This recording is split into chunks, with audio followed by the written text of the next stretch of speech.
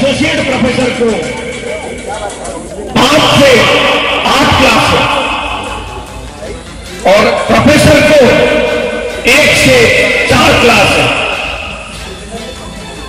अब जो बढ़ोतरी हुई है,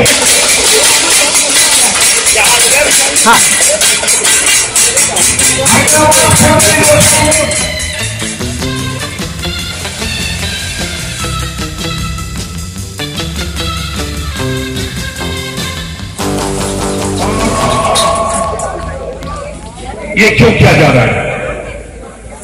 क्योंकि यूजीसी का इस बार का अनुदान को अगर आप देखते हैं, बजटरी एलोकेशन को अगर यूजीसी का देखते हैं,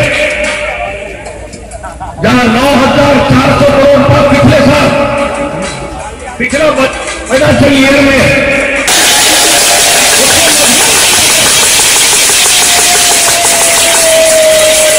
पर पढ़ा रहे हैं 5 साल से, 2 साल से, जिन्होंने एमफिल किया है, पीएचडी किया है,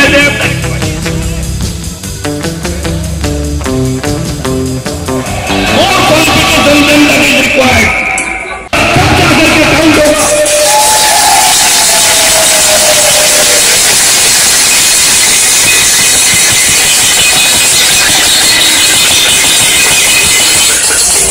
ये घंटों को ये 55 जहां 9,400 करोड़ था, आज 9,400 कुछ करोड़ था। आज यूजीसी का बजट 4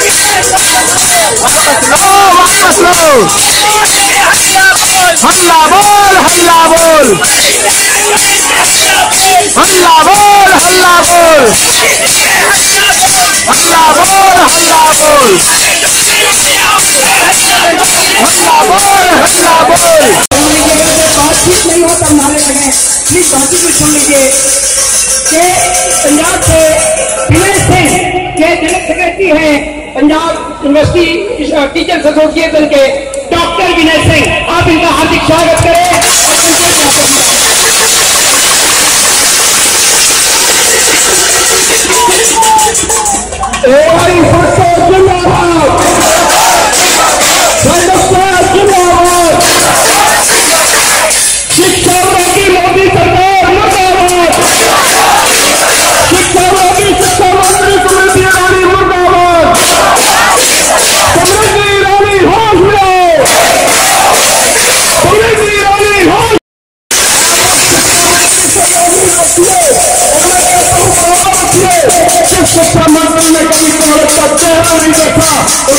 जी बता रहे थे जिनकी डिग्रियां गुम हो चुकी है और शिक्षा मंत्री को गांव के अंदर जो मोदी के समर्थक है वो नहीं चाह रहे कि काम अच्छे से हो, हक का अधिकार होना चाहिए। जो 1000 करोड़ से लेकर हाथ व्यवस्था में कुछ नहीं कर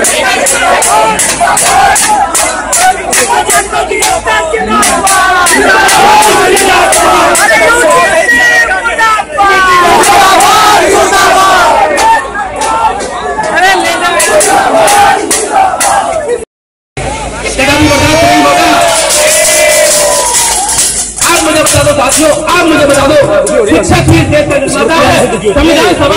संविधान सभा में कितने मौजूद थे, पढ़ाने वाले, शिक्षा देने वाले कौन थे? जरूर होगा इसका है हमारे लिए बेइज्जत होने के लिए तैयार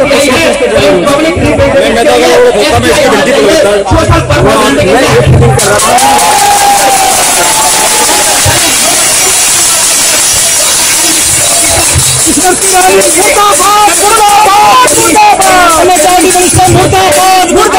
मुर्दाबाद मंत्री मुर्दाबाद मुर्दाबाद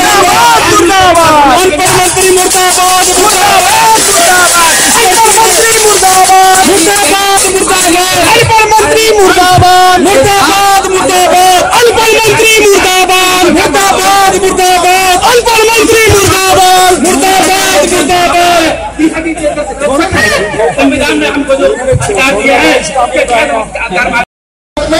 मोदी जी को और स्मृति ईरानी जी को बता दें कि हमने अगर पिछली सरकारें बदली है तो आपकी भी सरकार बदल देंगे।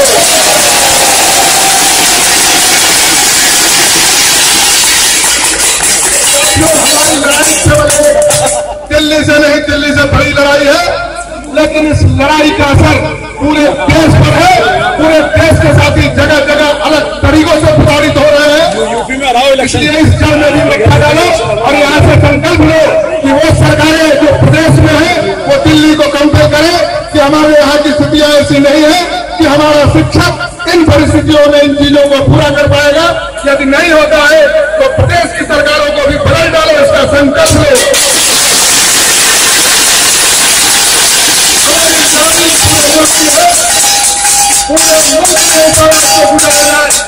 और सरकारों को तक बदल दो, ताज बदल दो, बेईमानों का राज बदल दो का जो नारा था, जो शिक्षा को खाने वाले लोग हैं 55% के बजट की जो कटौती कर रहे हैं उनका राज बदल दो, इसका संकल्प लिया जाए।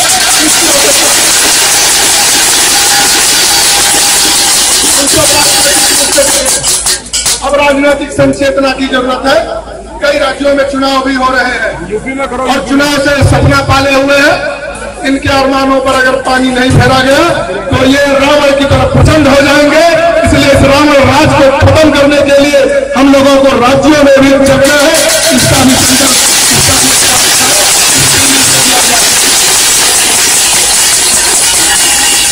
जब दिल्ली बोलती है पूरा देश बोलता है, शपथ करते हैं, तो आज दिल्ली बोल रही है। इसका संदेश पूरे देश में फैलाया जाए और पूरा देश बोले, इसका प्रयास किया जाए। अपने जगह जगह अपने छात्रों को तैयार किया जाए।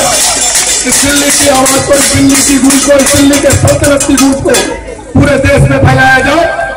और सौभाग्य दुर्भाग्य जो होती है, आपकी गर्दन काट देती है, लेकिन कहती है हम नहीं देंगे आपको आजादी। तो हम आजादी का सपना ले, आजाद भारत इनसे जो उच्च शिक्षा का गला काटना चाहते हैं।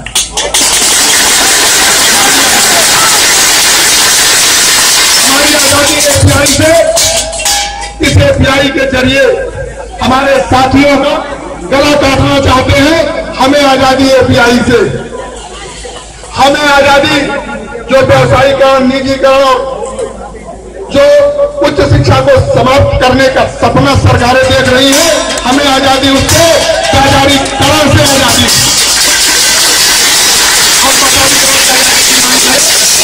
हम संकल्प लें, जैसे दिल्ली के लोगों ने पार्लियामेंट मार्च किया, हर राज्यों में वहां की विधानसभाएं हैं और राजधानियां हैं। पूरे देश की बात करते हैं, आवाज सुनने को नारा बोल दिया जाए, बस जय हिंद जय भारत, शिक्षक एकता जिंदाबाद।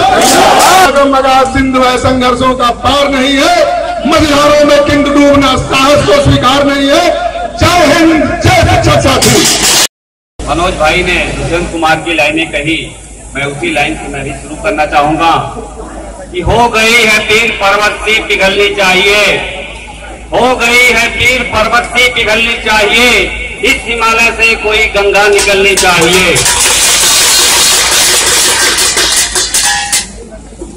मित्रों, एपीआई और आपका वर्कलोड पर क्या कहना है, आपका इस एपीआई पर क्या कहना है? आप कुछ तो आश्वासन दीजिए।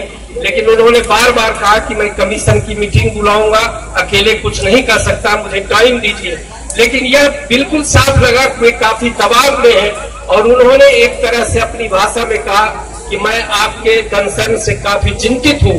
और मैं कोशिश करूंगा कि जल्द से जल्द इस पर कोई फैसला हो।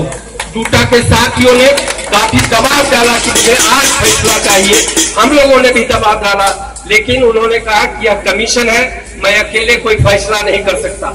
लेकिन सबसे अच्छी बात यह रही कि जितने भी टीचर एसोसिएशन वहां पहुंचे थे, कई स्टेट से थे, कुछ खास ग्रुप थे, और एआई भुट्टो, टूटा और फिर टूटा के लोग थे, सबों ने एक वॉइस में कहा कि एपीआई को स्क्रैप करो, वर्कलोड वापस लो।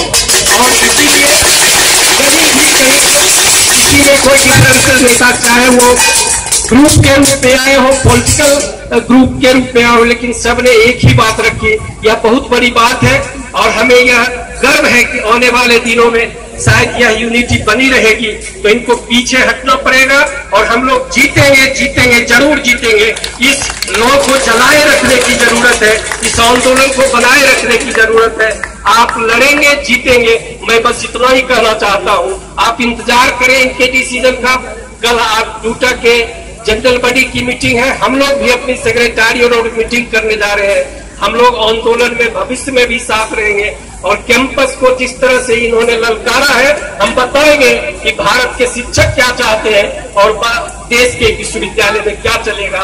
इन शब्दों के साथ मैं अपनी ओर से, एआई भुट्टो की ओर से काफी बधाई देता हूं कि यूजीसी के तमाम अधिकारियों पर और खास करके चेयरमैन पर और प्रकारांतर से कहें तो एमएचआरडी पर हमारे आंदोलन का, हमारी यूनिटी का दबाव है।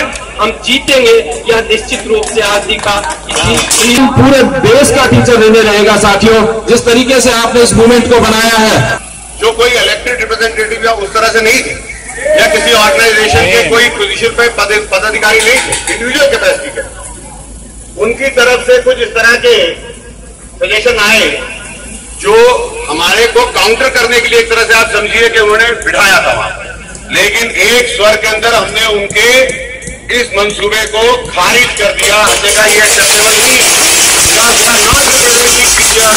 जो हमारा इलेक्टेड कंपोनेंट है, किसी ऑर्गेनाइजेशन का सेक्रेटरी है, जनरल सेक्रेटरी है, वो लोग टीचर्स के को सही मायनों में रिप्रेजेंट करते हैं, ना कि कोई इंडिविजुअल। तो जब आपका कंसल्टेशन का मैकेनिज्म है तो उस कंसल्टेशन का मैकेनिज्म है।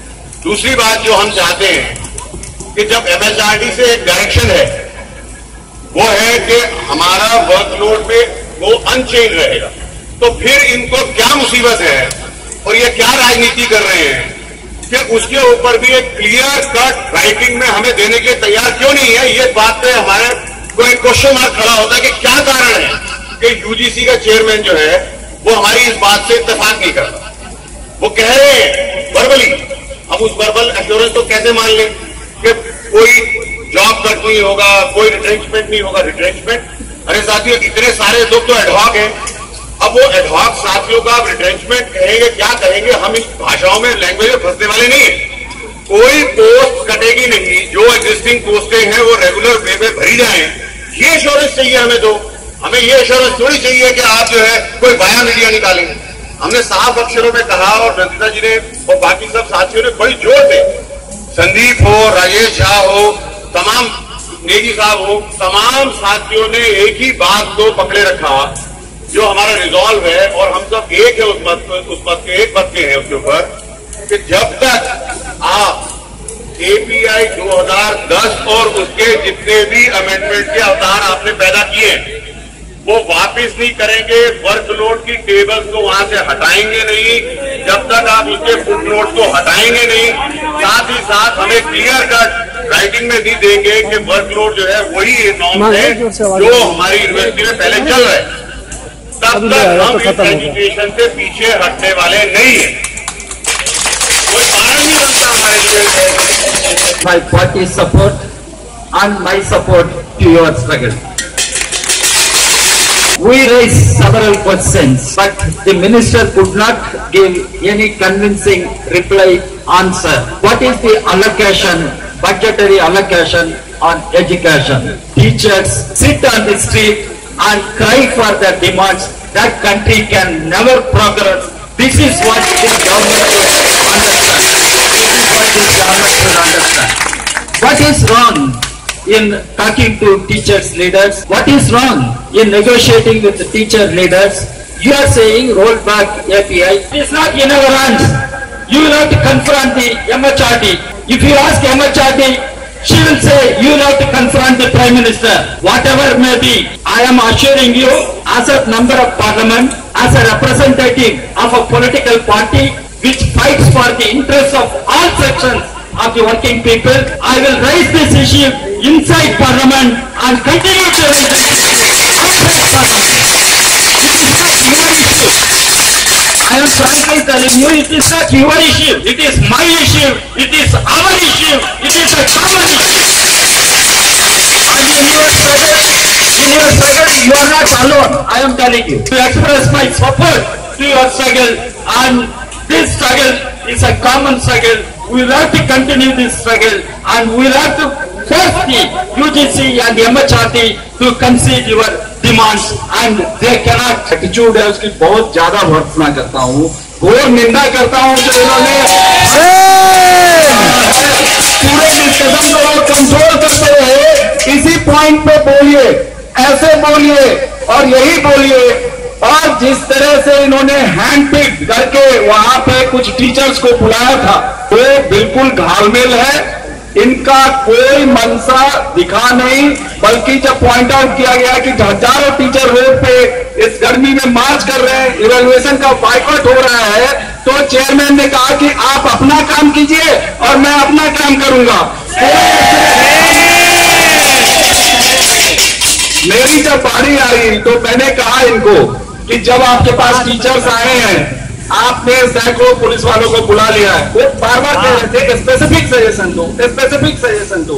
मैंने कहा सर मेरा एक सजेशन है, जब टीचर आए हैं आपने सैकड़ों पुलिस वाला बुला लिया है, उनको बुलाइए और मुझको गोली मरवा दीजिए, क्योंकि कल मेरे पास इतना पैसा नहीं है कि मैं अपने बच्चों के लिए दूध मंगवा सकूं। हजारों टीचर आज अपनी नौकरी खो चुके हैं, उनके पास किराया देने के लिए पैसा नहीं है, उनके पास स्कूल में फीस देने के लिए पैसा नहीं है। आज वर्कलोड का जो हालत हो गया है, उससे हजारों टीचर बेघर हो गए हैं। हम या तो आप थर्ड अमेंडमेंट वापस लीजिए, 10 साल से लोगों का प्रमोशन नहीं हो रहा है, तो या हमें आप तो कहने लगे ये अनपार्लियामेंट्री लैंग्वेज आप इस्तेमाल कर रहे हैं। हमने कहा हम अनपार्लियामेंट्री लैंग्वेज नहीं, हमने क्या अनपार्लियामेंट्री बात इसमें कह दी। आज शिक्षक की स्थिति यही हो गई है, लोग बेघर हो चुके हैं, रोड पर आ चुके हैं, और आप कोई बात इस पे करने के लिए हाजिर बात नहीं कर रहे हैं। बोले तो आप बता दीजिए, आप बता दीजिए, आप बता दीजिए, वो तो हम लिख करके दे चुके हैं और हम एपीआई नहीं मानते हैं। हमारे प्रेसिडेंट साहिबा ने सबसे पहले प्रेजेंटेशन में अब हमारे पोजीशंस को रख दिया है, अब उसमें फिर फर्दर क्लेरिफाई करने की जरूरत नहीं है। हम एपीआई नहीं चाहते हैं, हम वर्कलोड इनहांसमेंट नहीं चाहते हैं, और हम थर्ड अमेंडमेंट को इमीडिएटली वापस किया जाना चाहते हैं। उसके बाद मैंने कहा कि मैं खड़ा रहना चाहता हूं, जब एज अ प्रोटेस्ट, गांधीवादी तरीके से मैं यहाँ प्रोटेस्ट करना चाहता हूं, जब तक मीटिंग चलेगी हम खड़े रहेंगे। उस पर उन्होंने कहा